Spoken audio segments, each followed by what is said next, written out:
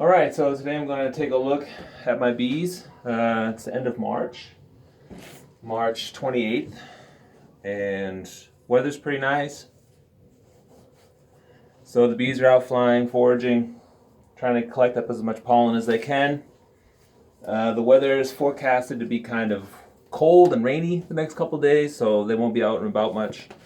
Probably for the next 5-6 days.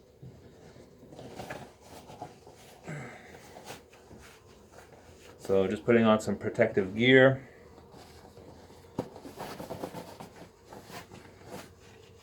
Although the bees are pretty gentle, don't want to give them any surface area to sting. So I've got my smoker here. I'm going to try to calm them down a little bit.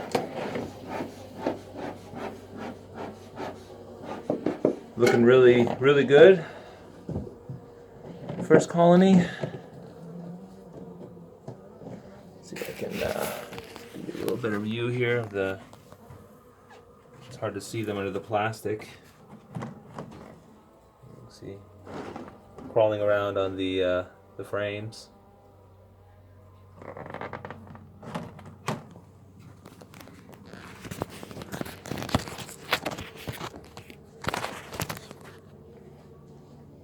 All right, so I've got my Hive tool.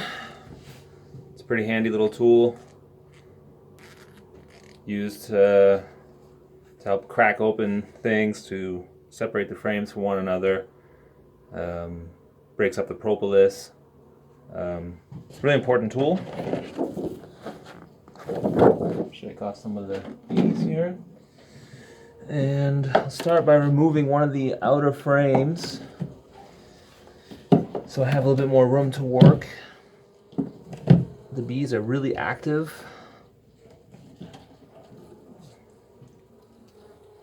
That was a food frame. There was a lot of food on there.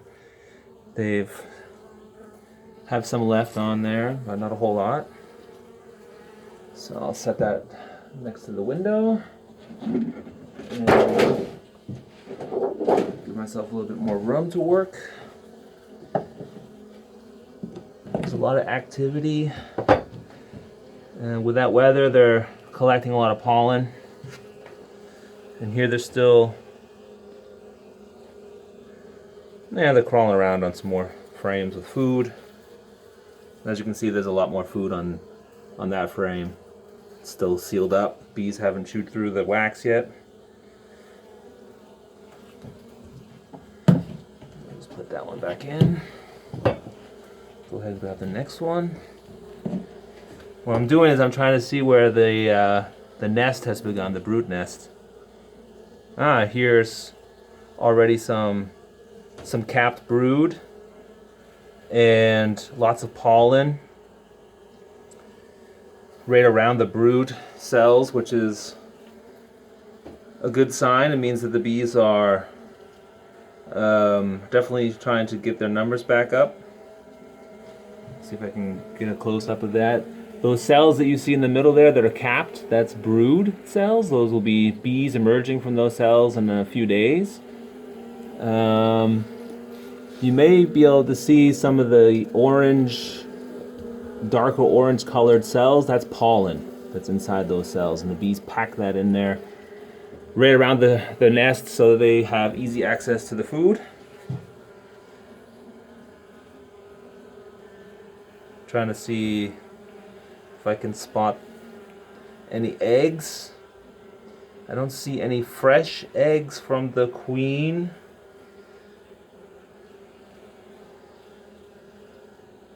But that's okay. Still have a few more frames to look at. In total, there are 10 frames here inside the brood chamber, and the queen is free to lay eggs on any one of those. She has no restrictions as far as where she can lay eggs. Here's also really a nice patch of brood, as you can see. All those capped cells, those are all bees that will be emerging within the next few days. So this colony is definitely on its way to being very vital.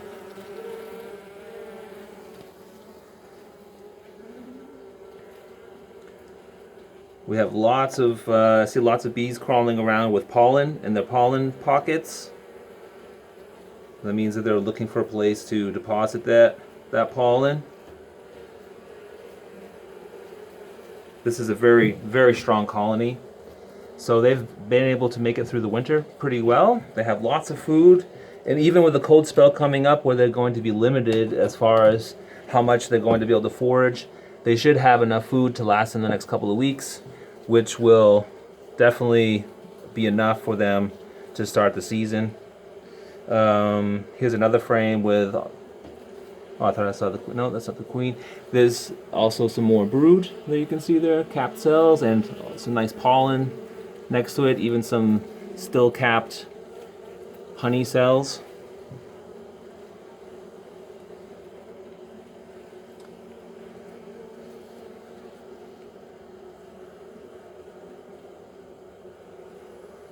Still no signs of any fresh eggs.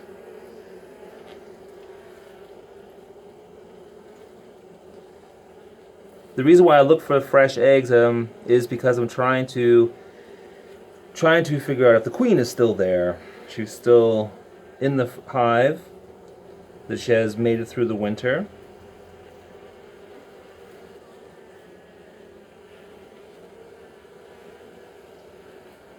Okay, I see some fresh eggs.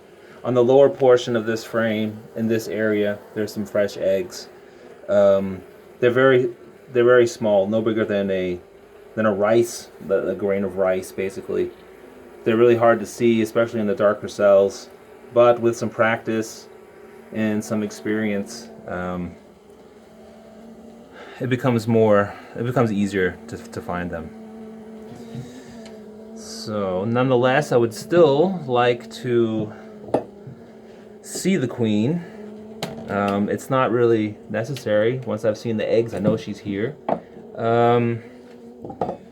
But you know, it's kind of fun to see if you can, if we can find her. She's a one of a kind in her colony, so.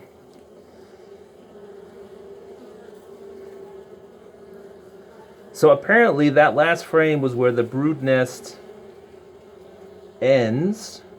Although here's also some young brood, there's some larvae, but there's no capped brood in those cells.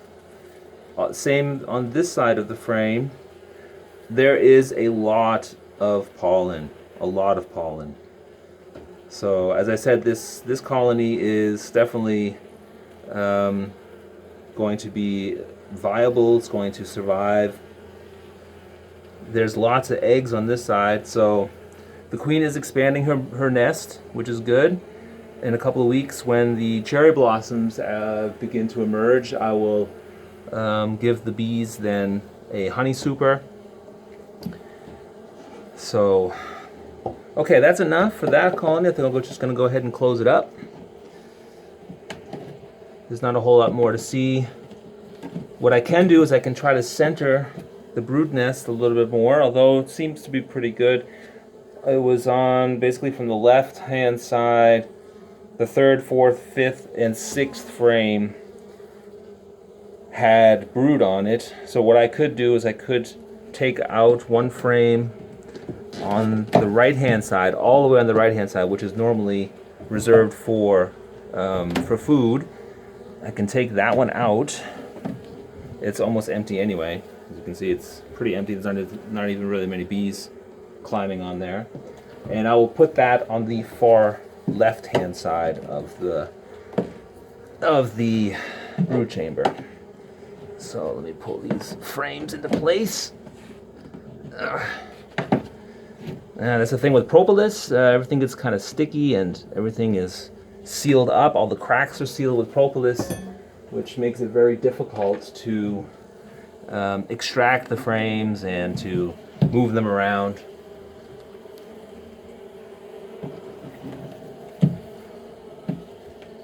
So, again, I didn't see the queen, but that's not a problem. I'm not worried about that. because I saw her eggs, and I'm very happy with the development of this hive, of this colony. So I'll go ahead and cover them up again, and I will stop the video and